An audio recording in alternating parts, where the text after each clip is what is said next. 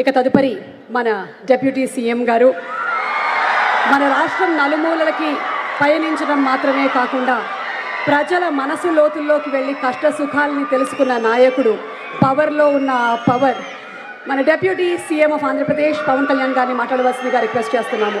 గౌరవ ముఖ్యమంత్రి వర్యులు శ్రీ నారా చంద్రబాబు నాయుడు గారికి హృదయపూర్వక నమస్కారం. ఈ కార్యక్రమానికి విచ్చేసిన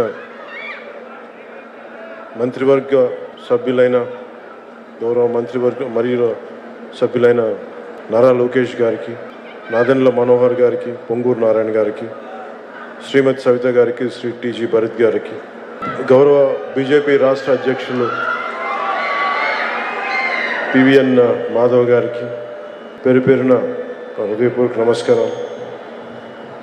ఈ కార్యక్రమానికి విచ్చేసిన గౌరవ ఎమ్మెల్యేలకి, ప్రతి ఒక్కరికి పేరు పేరున నా హృదయపూర్వక నమస్కారం.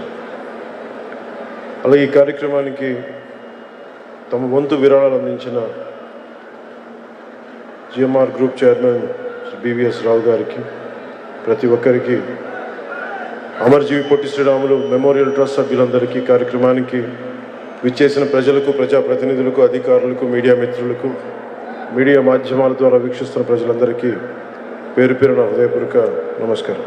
తెలుగు జాతి ఉనికి కోసం, తెలుగు జాతి ఆత్మగౌరవం కోసం ఆత్మార్పణం చేసిన అమరజీవి పొట్టి శ్రీరాములు గారి 125వ జయంతి సందర్భంగా యావత్ ఆంధ్రప్రదేశ్ ప్రజల తరపున ఆ మహనీయునికి మనస్ఫూర్తిగా నివాళులు అర్పిస్తున్నాను. ఎవరి ప్రాణత్యాగం మీద ఈ రాష్ట్రం ఏర్పడిందో, ఎవరి దేహత్యాగం మీద ఈ రోజున తెలుగు వారంతా స్వేచ్ఛ వాయువులు పీల్చుకుంటున్నారో ఆ మహనీయుని స్మరించుకోవడం మనందరి కర్తవ్యం.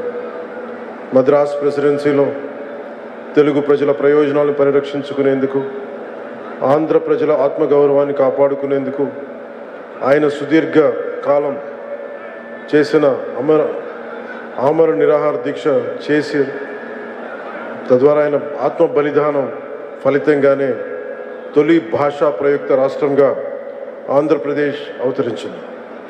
మరిన్ని రాష్ట్రాలకి దారి ఏర్పరిచింది. మన తర్వాత 1955లో కేరళ, కర్ణాటక, 1960లో మహారాష్ట్ర, గుజరాత్, 66లో పంజాబ్, హర్యానాలు భాషా ప్రాతిపదికన ఏర్పడ్డాయి. అంటే వాటన్నిటికీ ఆద్యులు శ్రీ పొట్టి శ్రీరాములు గారు. అలాంటి మహనీయుని చరిత్రను భవిష్యత్ తరాలు స్మరించుకునే విధంగా ఆంధ్ర రాజధాని అమరావతిలో అమరజీవి పొట్టి శ్రీరాములు మెమోరియల్ ట్రస్ట్కి గౌరవ ముఖ్యమంత్రి శ్రీ నారా చంద్రబాబు నాయుడు గారి నాయకత్వంలోని కూటమి ప్రభుత్వం 6.8 ఎకరాల భూమిని కేటాయించగా, వారు 58 రోజుల ఆమరణ నిరాహార దీక్ష గుర్తుగా 57 అడుగుల విగ్రహం ఏర్పాటు చేయడం మనందరికీ చాలా ఆనందాన్ని ఇచ్చే అంశం. పొట్టి శ్రీరాములు గారు చేసిన త్యాగాన్ని గుర్తుగా కూటమి ప్రభుత్వం తరపున నివాళిగా జల్ జీవన్ మిషన్ ద్వారా చేపట్టిన ఒక multi village scheme water grid పథకానికి అమరజీవి జలధార అని పేరు పెట్టారు.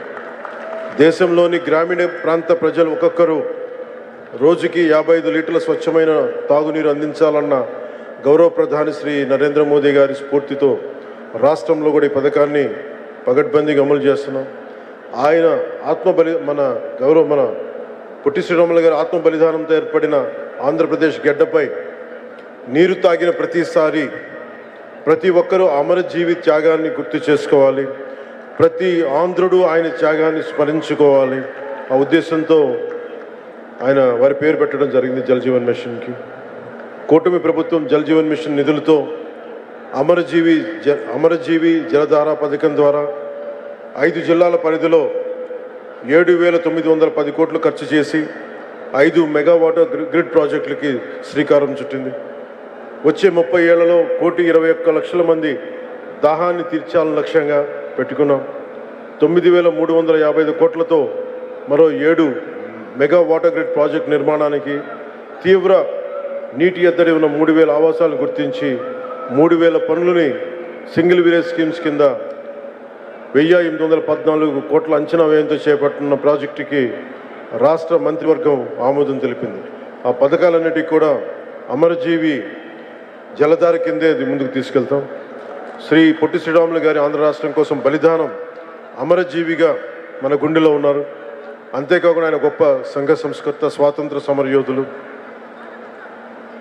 క్విట్ ఇండియా ఉద్యమ సమయంలో శ్రీ పొట్టి శ్రీరాములు గారు లాంటి వారు మరో 11 మంది నాతో ఉంటే ఏడాదిలో స్వాతంత్రం తీసుకువస్తానన్న మహాత్ముని మాటలు అమరజీవి పోరాట స్ఫూర్తికి నిదర్శనం.